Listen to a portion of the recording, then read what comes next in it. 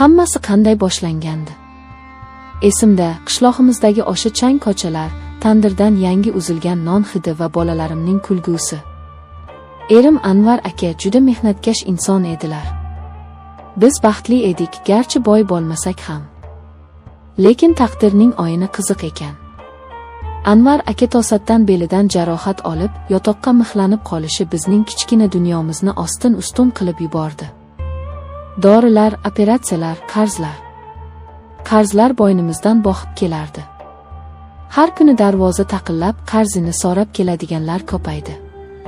Bolalarimning ko'ziga qarashga uyalib qoldim. Men ketaman, Anvar aka dedim bir kuni kechqurun. Rossiyaga ketaman. Hamma ketyapti-ku. 1-2 yil ishlayman, qarzni uzamiz, uyni to'xirlaymiz, keyin qaytaman. Erimning ko'zlaridagi o'sha chorasizlik va og'riqni hech qachon unutmayman. Erkak kishi uchun ayolini mardikorlikka yuborishdan oxirroq dard bormikan? U indamadi, faqat yuzini devorga o'girib oldi. Yig'laganini bilardim. Toshkentdan poyezdga chiqqanimda yuragimning yarmi qolib ketgandek bo'ldi. 2 o'g'lim, jajji qizaloqim onamning bag'rida qoldi. "Oyi, tez keling, biz sizni kutamiz", dedi katta o'g'lim. Men esa faqat bosh irg'adim, tomog'imga tiqilgan tosh gapirishga imkon bermasdi. Rossiya. Bu shahar meni sovuq quchoq ochib kutib oldi. Katta binolar, hamma joy beton, hamma joy kulrang. Odamlarning ko'zlari ham xuddi havosi kabi sovuq. Biz bir yerto'lada 15 nafar ayol turardik. Ishimiz oxir edi. Ertalabdan kechgacha idish yuvish, pol tozalash, qora ishlar. Hatto qo'llarim yorilib ham ketdi. Lekin har oy uyga pul jo'natganimda, telefon ekranida bolalarimning rasmini ko'rganimda, hamma charchoqlarim chiqib ketardi. Yana oz qoldi, chida Zulxumor, derdim o'zimga o'zim. O'sha mash'um kun. O'sha la'nati kun. Kuzning oxirlari edi. Kunlar qisqarib, erta qorong'u tushardi. Men ishlaydigan oshxona shahar chekkasida joylashgan edi. Odatda boshqa ayollar bilan qaytardim, lekin o'sha kuni xo'jayin meni olib qoldi. "Banket bor, ko'proq idish yuvish kerak, pulini qo'shib beraman", dedi. Pul kerak edi. Rozi bo'ldim. Soat tunga yaqinlashganda ishim tugadi. Tashqariga chiqdim. Yomg'ir aralash qor yog'ardi. Ko'cha chiroqlari xira yonib turar, atrofda hech kim yo'qdek edi. Avtobus bekatiga yetib olish uchun tashlandiq garajlar orasidan o'tish kerak edi. Bu yo'ldan 100 marta yurganman, qo'rqmasdim. Lekin shu kuni yuragim boshqacha urardi. Xuddi qora bulut boshimda aylanayotgandek. Garajlar orasiga kirganimda orqamdan oyoq tovushlarini eshitdim. Burilib qaradim. Hech kim ko'rinmadi. "Vahima qilyapsan", dedim o'zimga. Tezroq yurishga harakat qildim. Lekin qadam tovushlari ko'paydi. Bitta emas, bir nechta. Yuragim ko'kragimni yorib chiqqudek ura boshladi. To'satdan oldimdan 2 kishi chiqdi. Orqamga qaytmoqchi bo'ldim, u yerda ham yo'limni to'sishdi. Ular ko'p edi. Juda ko'p. Chamasi 9 ta edilar. 9 ta och bora. Ularning yuzlarini ko'ra olmadim. "Qo'yib yuboringlar, pulimni olinglar, tegmanglar", deb qichqirdim. Ovozimdagi titroq o'zimga ham eshitildi. Ulardan biri, eng baland bo'ylisi, xoxolab kuldi. Bu kulgi insonning kulgisiga o'xshamasdi, bu jahannamdan chiqqan iblisning nolasiga o'xshardi. "Bizga puling kerak emas, krasavitsa", dedi u. Shu on dunyo ko'z o'ngimda qoraydi. Qochmoqchi bo'ldim, lekin oyoqlarim menga bo'ysunmadi. Ular meni orab olishdi. 9 kishi.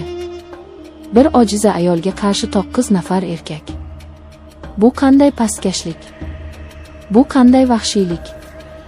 Men qarshilik ko'rsatdim, tishladim, tepdim, yig'ladim, yalinib yolvordim.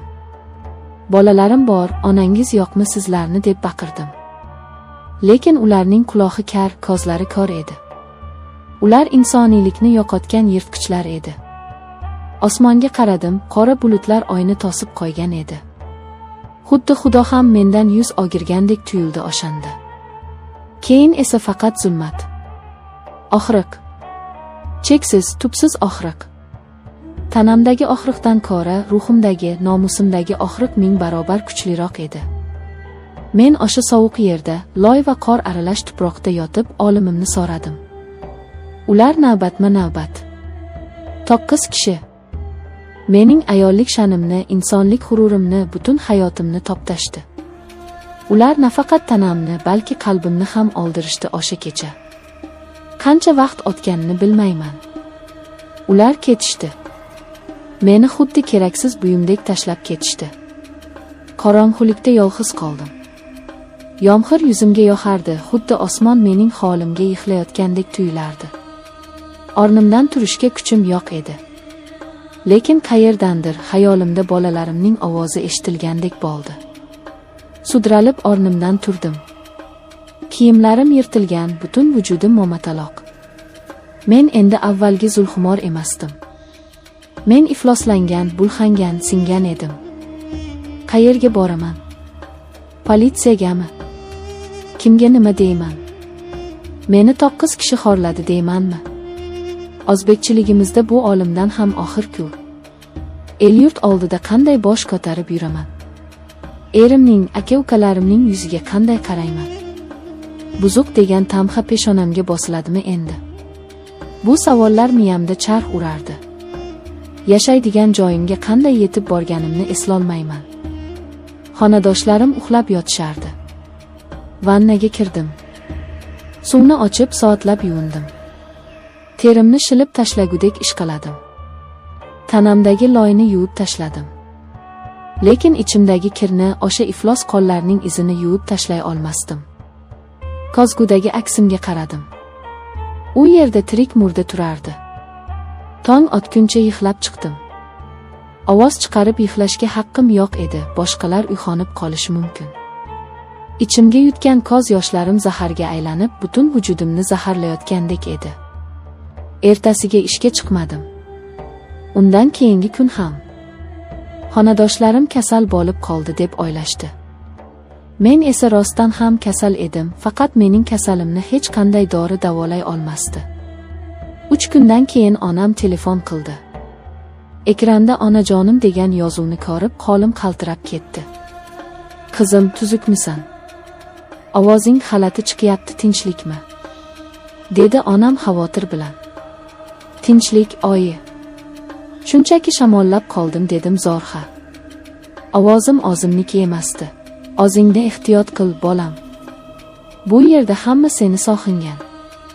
Anvaring ham kunda seni so'raydi. Anvaring. Bu so'z yuragimga pichoqdek sanchildi. Mening bechora kasalmand erim. U meni pokiza ayolim deb kutib o'tiribdi. Men unga nima olib boraman? Singan g'ururimni va toptalgan nomusim nima? Kunlar o'tyapti. Men hamon shu sovuq shahardaman. Ishga qaytdim, chunki boshqa ilojim yo'q. Pul kerak. Qarzlarni uzish kerak.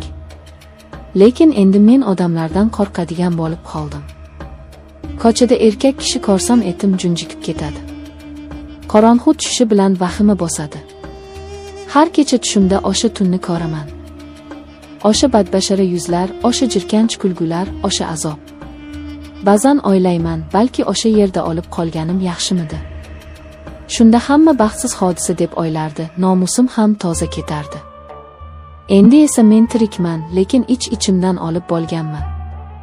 Bu sirni hech kimga aytolmayman. Qishlog'imga qaytishni o'ylasam qo'rquvdan titrayman. Erimning ko'ziga qanday qarayman? Agar bilsa nima bo'ladi? Balki meni kechirar. Yo'q, erkak kishi buni ko'tara olmaydi. U o'zini aybdor his qiladi, eziladi yoki mendan jirkanadi. Buni ko'tara olmayman.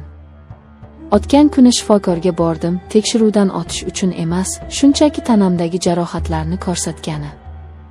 U menga shubha bilan qaradi, lekin indamadi. Menga rahm qilishlarini xohlamayman. Men faqat unutishni xohlayman. Xotiramni o'chirib tashlashni xohlayman. Hozir deraza oldida o'tiribman. Tashqarida qor yog'yapti. Oppoq, beg'ubor qor. U hamma narsani yopib ketyapti. Qaniydi mening dardimni ham shunday yopib ketsa. Men Zulxumor. Bir vaqtlar baxtli ayol, quvnoq ona edim.